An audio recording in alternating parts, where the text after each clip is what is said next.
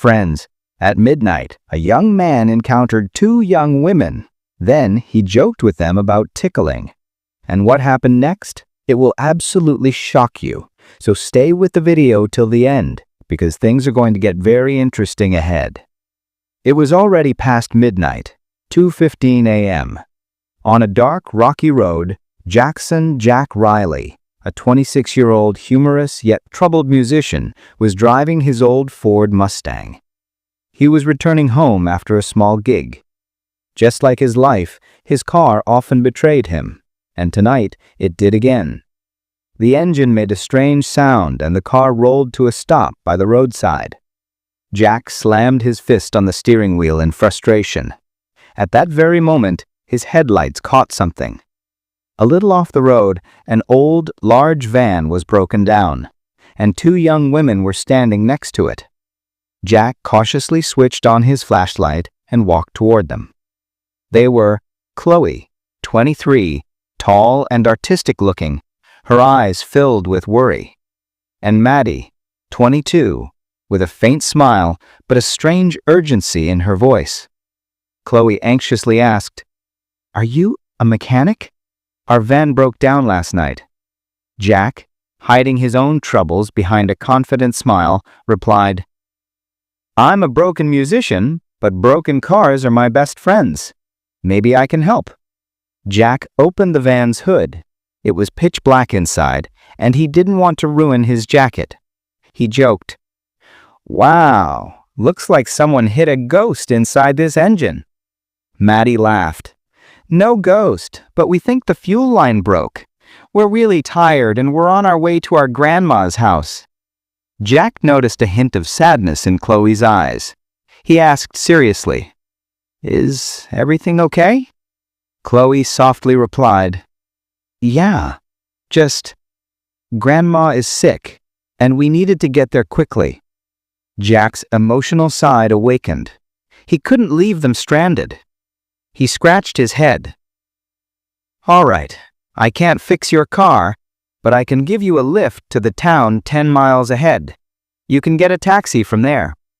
They agreed. As they got into Jack's Mustang, Jack looked at the back seat and said jokingly, "Look, my car alarm is a bit strange. If I get too quiet, it thinks I'm dead and starts tickling me, so we need to keep talking." Maddie laughed, but Chloe remained tense. They talked on the way. Jack about his music career and Chloe about her grandmother. Maddie had gone completely silent now, just smiling faintly. Suddenly, Jack smelled something strange inside the car, sweet yet rotten, like old wood and strong medicine. Jack wrinkled his nose. "Do you two have something made of really old wood? There's a weird smell." Maddie lowered her gaze. "No, Jack. Maybe it's your old car." Jack froze. He had never told them his name. He had only referred to himself as me or the musician. He looked in the rearview mirror. Maddie wasn't smiling anymore. Her face had turned cold and calculating. Jack stammered, "How do you know my name?" Chloe, who had appeared sad earlier, suddenly leaned forward. Her eyes now carried a wild glint. In a slow, chilling voice, she said, "We knew you would come here, Jack Riley, and we know how much you hate being tickled." At that moment, Maddie's hand reached from behind Jack's seat and her fingers pinched the sensitive nerve at the base of his neck, right near the spine. It wasn't tickling. It was paralyzing pressure. Jack screamed in fear. He jerked the wheel, swerved toward a rusty gate, and slammed the brakes. Gasping, Jack shouted, Who are you?" Maddie's hand pressed harder. Her voice was no longer soft, but deep and harsh. "We're not going to tickle you, Jack. We're going to make you feel what others feel when they're helpless." Chloe laughed behind him, an entirely different laugh from her earlier sorrowful expression. It was cruel, merciless. Jack, trembling, pulled out his keychain. Attached to it was a tiny emergency knife. Without looking back, he swung it toward Maddie's hand. Maddie screamed in pain. Her grip loosened. Jack immediately pushed the door open, ran out, and rushed through the rusty gate. He found himself inside an old, abandoned nursery. Jack hid behind a bush near the van and watched. Maddie and Chloe had run back to the van, not after him. They opened the rear door. Jack's blood ran cold. The inside wasn't dark. It was dimly glowing. A stretcher lay inside. An old woman was on it, perhaps their grandmother. But she didn't look alive. Chloe stroked her dry cheek and whispered, "We're taking you with us now, Jack. You're troubled, and you need sweet tickling to calm down." Maddie pulled out a long, shiny metal rod wrapped with wires. Jack understood now. They weren't crazy. They were sick, mentally broken from taking care of their grandmother for too long and now living inside a delusion. And Jack was their next target. Leaving the van door open, they walked toward the nursery with flashlights. Jack ran deeper inside. He had to hide till sunrise, or they would tickle him forever. Police later found his Mustang empty. The van, Chloe, Maddie, and the grandmother gone. Jack sprinted inside the rotten halls of Blackwood Nursery.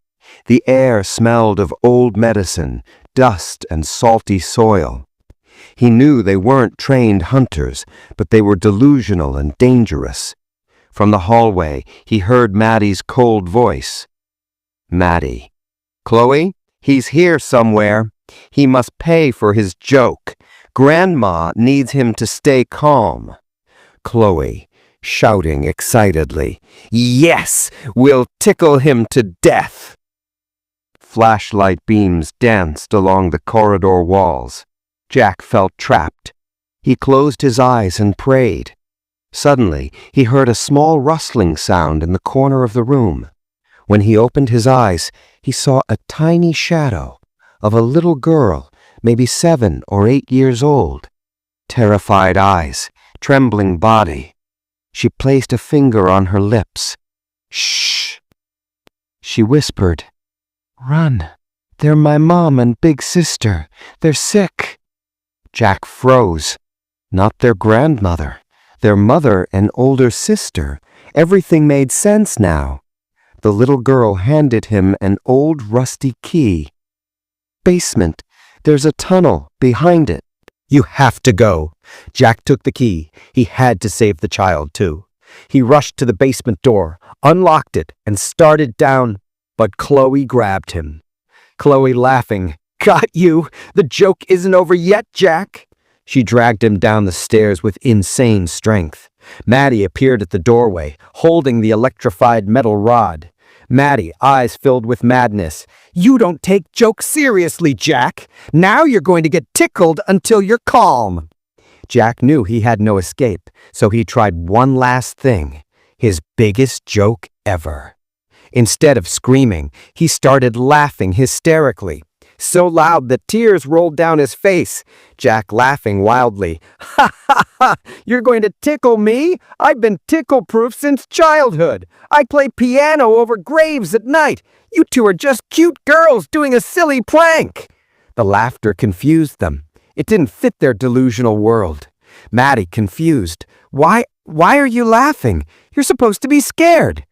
Jack kept laughing, though inside he was terrified. This moment of shock was all he needed. He kicked free of Chloe's grip, lunged at Maddie, knocked her off balance, and sent the metal rod flying. Then he sprinted into the tunnel.